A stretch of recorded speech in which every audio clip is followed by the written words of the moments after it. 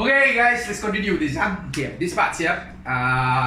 Sperm fused with ovum, sperm fused with ovum, sperm fused with ova, then forms a zygote. Zygote develop and become embryo. Embryo will develop and become fetus. Fetus ni lah yang lepas dah keluar already out of the mother's womb is known as the baby lah. So remember it, after sperm fused with the ovum, there is known as zygote, embryo, fetus. Okay, and very important part for the guys, this embryo, right? This embryo will come and stick in the uterus. Then the development will start. That means all that you see here, right? All these parts here, basically all of this, lebih kurang kan, the implantation and the growth of this sac and the amniotic sac, this fluid and all of that happens at the uterus. Uterus specifically, the lining of the uterus lah, new term, the lining of the uterus there is known as the endometrium. So the endometrium is the lining of the uterus. This is the site where the implantation occurs, then the growth of the fetus occurs there. Again, the growth of the fetus occurs there. The development of all this structure all happens at the uterus lining there. So where does implantation occur? Implantation occurs at the uterus lining known as the endometrium. For now, even if you answer just endometrium there, good enough. Okay. So today's part, we're going to just cover on these parts here, guys. Then also to know, I'll just give you like in your notes there, the worksheet there, we have all these pictures.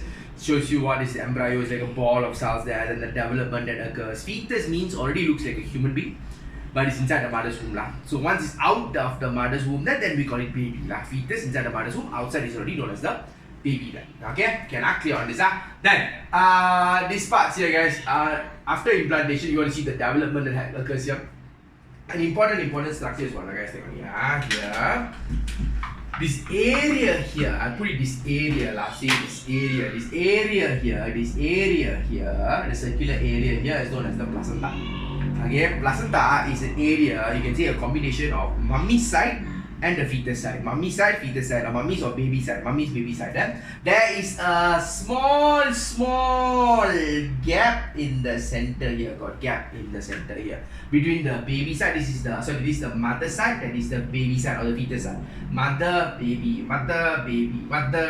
side here. Okay, so how does this work, guys? You see, mummy will give all the good stuff. It is given by the mother.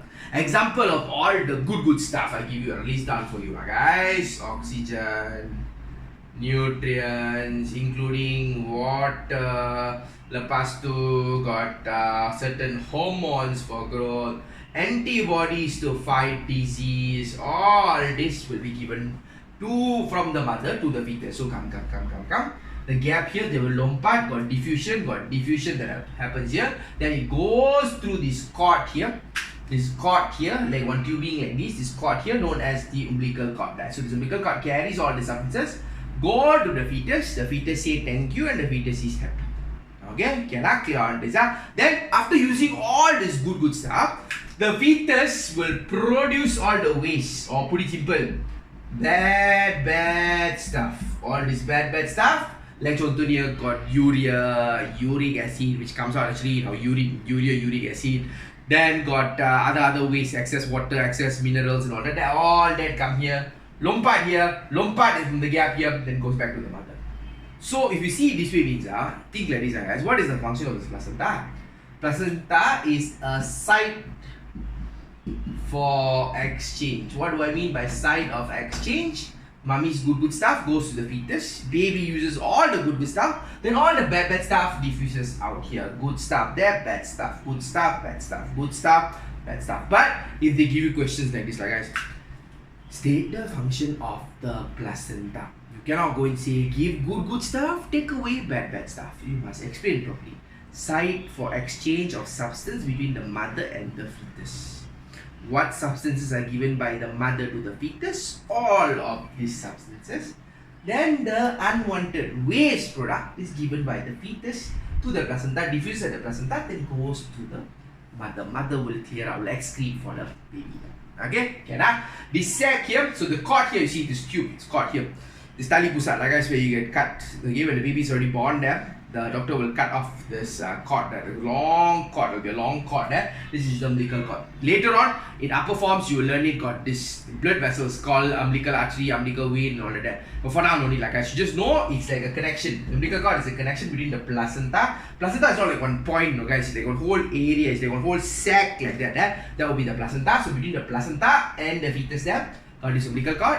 Give good stuff, take away bad stuff. Give good stuff, take away bad stuff. That will be done by the umbilical cord. Exchange place, placenta. Carrying the tubing that carries all these substances will be the umbilical cord. That goes to the fetus. Okay? Then the amniotic fluid here is a fluid that is to protect the baby, is to absorb shock. Protect the baby. So katakanlah Mummy during pregnancy time exercising ke, doing exercise ke, ataupun she accidentally fell down ke apa dan sebagainya, you don't want the shock to impact the developing fetus, the developing baby there. So this amniotic fluid protects the fetus, ensures the fetus is not harmed in any way. So you got a fluid, got like a cushion. The fluid becomes like a cushioning thing that supports the developing fetus there. Okay, this sac, this whole sac there is known as the amnion sac there. This amnion sac must break. When it ruptures, the fluid comes out, then only the baby, that is an indication, the baby is going to be born. Okay, can I guys clear on this? So simple, let's take it all simple. Uterus is the place where implantation occurs. This whole process, implantation occurs, the development of the fetus occurs there. Placenta is this area where there is the fetus side and mother side for exchange of substances occurs at the placenta. Umbilical cord is the tube that brings all these substances from the fetus to the placenta and from the placenta to the fetus. Placenta, fetus, placenta. Umbilical cord. So it's like a connection between the fetus and the placenta will be this umbilical cord structure. Then amniotic fluid is like a fluid that surrounds the fetus, protects the fetus, ensures the fetus is protected to absorb shock dan sebagainya. That's why I got this amniotic fluid. The whole sac is known as an amnion sac. The latihan that I've given you, right? I got tambah a bit. I've given you very good questions, more challenging questions. You can see some parts have come out for PT3 exams. Some parts have come out for PT3 exams. Yeah? Some parts are a little bit more challenging, but I want you to try. You can use the internet, go do some research, see the diagram, analyze the diagram, see what are the conditions. So far, whatever we have learned so far. Okay, nothing out of that. So far, whatever we've learned until today in this part here, try all that latihan. Okay, one more thing is what I guys see. Here, this gap here, right? This gap is actually how you know. This gap is not like one longkang gap. Not say got gap over here and here. This is the baby side. This is the mother side. Means not say got this kind of gap, guys. The gap is like this, like in between our finger kind of gap like that. So all the good substances coming from the mother will diffuse and go to the fetus. Fetus will take and go. All the waste product from the fetus diffuses into the mother. Mother clears it. Mother excretes for the fetus. Mother clears all the waste product of the fetus. Okay. But one more thing I want to just clear today is what? No, why this gap? Why the gap at the placenta? Why is there a space at the placenta? I've got three reasons for this. Okay, I've got three reasons for it. One is the blood group. The blood group of the fetus not necessarily must be same like the mother. Blood group is determined both by daddy as well as mummy. Daddy, mummy determine the blood group, not just mummy alone. So baby can be or fetus can be blood group A, mummy can be blood group B. Wrong blood group, if the blood mixes, it can cause blood to clot. Agglutination can occur, can be very harmful with the fetus, can even cause death. So you don't want that, they don't want that, nature doesn't want that. That's why I got a gap. That's why I got a gap to prevent mixing, because blood group of the fetus and the mother can be different. So the blood does not mix because of the placenta. Then is blood pressure. Tekanan darah, blood pressure, mummy's heart, bigger heart, as big as the size of the fist there. So the mother's heart pumps, the pressure is higher. Baby, small baby, 5 months baby, lebih kurang the size of this marker pen. Smaller heart, lup, pressure much more low. If the mother's blood were to rush into the fetus, then what will happen?